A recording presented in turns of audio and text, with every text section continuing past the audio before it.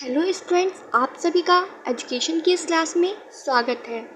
तो आज के वीडियो में हम मुस्लिमकालीन शिक्षा के उद्देश्य व आदर्श के बारे में जानेंगे।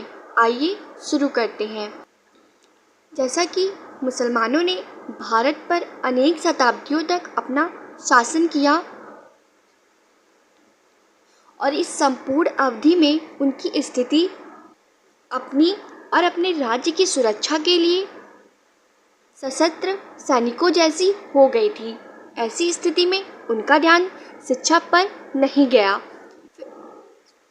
फिर जिन मुस्लिम शासकों का भारत पर आधिपत्य रहा, उनमें से कुछ उदार और कुछ सहिष्णु थे और कुछ अनुदार और असहिष्णु थे, जैसे कि बख्तियार, अलाउद्दीन, फिरोज तुगलक और औरंगजेब इतने कट्टर और अनुदार थे कि उनका एकमात्र उद्देश्य हिंदुओं की शिक्षा और संस्कृति के केंद्र का विनाश करके मुस्लिम शिक्षा और संस्कृति का प्रसार करना था।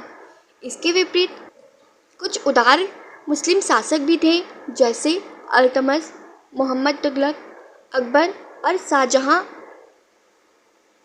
जिन्होंने शिक्षा के प्रति अपनी रुचि प्रकट की और उसे अपना संरक्षण प्रदान करके शिक्षा के प्रति अपना पूर्ण योगदान दिया।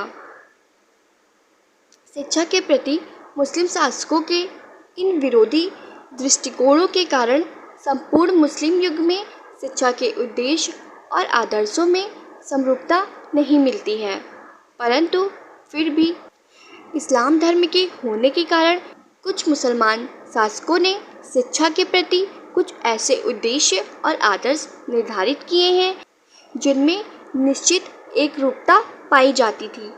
आइए उन उद्देश्यों और आदर्श के बारे में जानते हैं। जैसे कि हमारा पहला उद्देश्य है ज्ञान का प्रसार। मुस्लिम शासक का यह पहला उद्देश्य था कि इस्लाम धर्म के अनुयायियों में अपने ज्ञान का प्रचार प्रसार करना था। मोहम्मद साहब ने इस ज्ञान को अमृत बताकर कहा था कि ज्ञान ही निजाम है, अर्थात मुक्ति का साधन है। ज्ञान के प्रकाश में आलोकित होकर ही व्यक्ति धर्म और अधर्म, कर्तव्य और अकर्तव्य में अंतर कर सकता है। अतः अपने अनुयायियों को मोहम्मद साहब का उपदेश था, दान में धन देने की अपेक्षा अपने बच्चों को शिक्षा देना कहीं अधिक अच्छा है। छात्रों के कलम की स्याही शहीदों के खून से भी अधिक पवित्र होती है। मोहम्मद साहब के इस उद्देश्य को मुस्लिम शासकों ने अपना सर्वश्रेष्ठ कर्तव्य माना और उन्होंने मुसलमानों में ज्ञान के प्रकाश को फैलाने का पूरा प्रयत्न किया। आइए हम दूसरे उद्देश्य के बारे में जानते हैं। मुस्लिमकालीन शिक्षा का दूसरा उद्देश्य था इस्लाम का प्रसार करना। मुसलमान अपने धर्म का विस्तार करना अपना पवित्र कर्तव्य मानते थे। उनका विश्वास है कि काफिरों में इस्लाम धर्म को अंगीकार करने वाला मुसलमान गाजी होता है। इस विश्वास से प्रेरित होकर मुसलमान शासकों ने विभिन्न विधियों का प्रयोग करके भारत के कोने कोने में इस्लाम धर्म को फैलाने का प्रयत्न किया और इस उद्देश्य की प्राप्ति के लिए देश के विभिन्न स्थानों में मकतबों और मदरसों की स्थापना की, जिनमें से धार्मिक शिक्षा का स्थान सर्वोपरि था। इसमें मकतब और मदरसा के बारे में हम अपने अगली वीडियो में जानेंगे। आइए हम मुस्लिमकालीन शिक्षा का तीसरे उद्देश्य के बारे में जानते हैं। मुस्लिमकालीन शिक्षा का तीसरा उद्देश्य था मुस्लिम संस्कृति का प्रसार करना।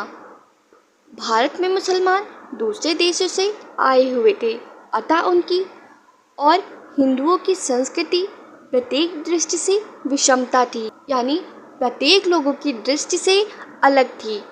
इस विषमता का अंत करने के लिए मुसलमानों ने शिक्षा को अपना माध्यम बनाया।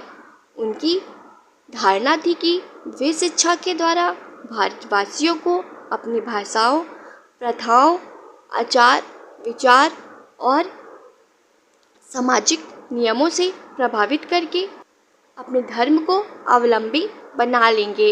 यानी वो अपने शिक्षा के माध्यम से लोगों में अपनी भाषा का और प्रथाओं का, सामाजिक नियमों के बारे में बताकर लोगों में अपने धर्म का प्रचार प्रसार करना चाहते थे। आइए इसके चौथे उद्देश्य के बारे में जानते हैं। मुस्लिमकालीन शिक्षा का चौथा उद्देश्य था चरित्र का निर्माण करना। इसमें मोहम्मद साहब ने शिक्षा के माध्यम से चरित्र के निर्माण पर अधिक बल दिया था। उनका कहना था कि इस्लाम के सिद्धांतों के अनुसार उत्तम चरित्र का निर्माण करके व्यक्ति अपने जीवन में सफलता हस्तगत कर सकता है। यानी व्यक्ति अपने जीवन में सफलता को प्राप्त कर सकता है।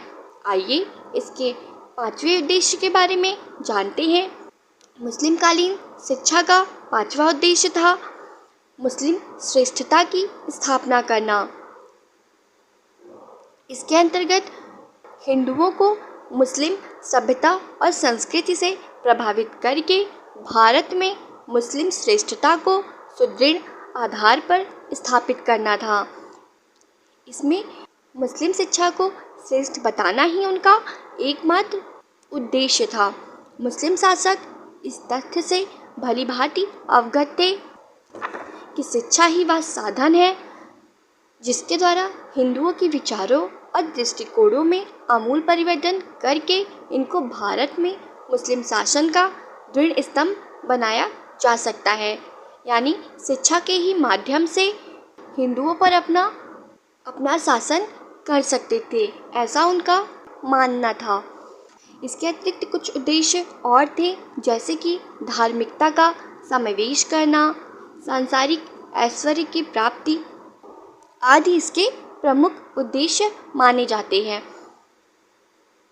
तो ये थी हमारी मुस्लिमकालीन शिक्षा के आदर्श व उद्देश्य। अगली वीडियो में हम शिक्षा संस्थाओं के प्रकार के बारे में जानेंगे।